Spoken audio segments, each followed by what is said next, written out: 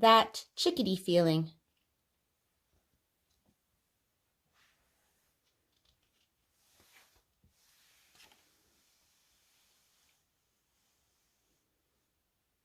I was bored, really, really bored. My toys were boring. Television was boring. My books were boring.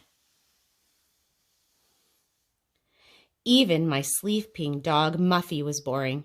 I needed something exciting to do. My mother was busy writing a letter, so I didn't want to disturb her. I had to think of a way to get her attention. I put on my most boring face and spoke to her in my most bored voice. Mom, I'm bored. Really, really bored. She looked at me for a long time over the top of her glasses. Then, to my surprise, she said, I know just what you need. You need that chickadee feeling. I didn't know what she meant by a chickadee feeling, but I was ready to try anything. Before I knew it, I was dressed in my coat, my scarf, my boots, and my hat, heading toward the park with a small bag in my hand. As we arrived at the thicket area of the park, we were greeted by the warning sound of a screaming blue jay that announced our presence. I could hear other bird sounds in the background. My mother explained to me how all the land around here used to be good habitat for animals. Now all that was left was the small forest that a few caring people had saved for wild animals. I wondered what all this had to do with my being bored and what this special chickadee feeling was all about. All of a sudden, my mother stopped and whispered, "We are here." I looked around, but all I saw were bushes and small trees. I heard strange fluttering noises that seemed to be getting closer and louder, but still I could see no signs of life.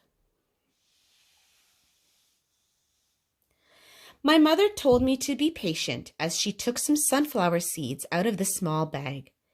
She told me to hold out my open hand and to be very, very still while she spread the seeds gently on my bare palm. I stood there for a long time.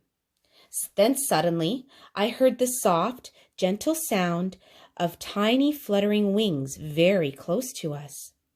A trusting little chickadee had landed beside me on the branch of a dogwood shrub where it watched me carefully. It sang its song, chickadee-dee-dee, chickadee-dee-dee, chickadee-dee-dee, and moved its head nervously from side to side. It hopped through the bushes toward me. I stood as still as a bird feeder. The little chickadee hopped cautiously closer. I was excited. It looked at the seeds. It looked at me. Our eyes seemed to lock onto each other. Then it happened. The little bird landed on my hand. I got a strange tingling feeling stretching from my fingers to the tips of my toes. I was surprised and happy at the same time. The chickadee and I were one. It was awesome. This must have been what my mother was talking about. This must be that special chickadee feeling. I wondered how this little bird could make me feel so amazing and cheerful. The little chickadee chose one seed from my hand, then flew to the nearest branch, where it placed the seed between its tiny feet. It pecked hungrily at the outer shell to find the tender inner part, which it ate quickly. I heard other chickadee-dee-dee-dee sounds, but The same little chickadee flew right back into my shaking hand for more food. Again, I got that same warm, wonderful chickadee feeling. It was fantastic. I had forgotten for a moment that my mother was with me.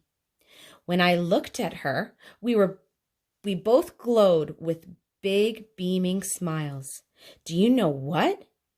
I got that same happy chickadee feeling. That day, I learned I could have a chickadee feeling even without a chickadee. As we walked home, Mom and I talked about other exciting chickadee feelings we both have had in our lives. Mom told me about a little puppy she got for her birthday and the time she came first in a race. I told her about learning to ride my bike and the first time I saw a rainbow. But the best part of all was when my mom told me her very, very best chickadee feeling was the first time she saw me on the day I was born. I sure didn't feel bored anymore. The end.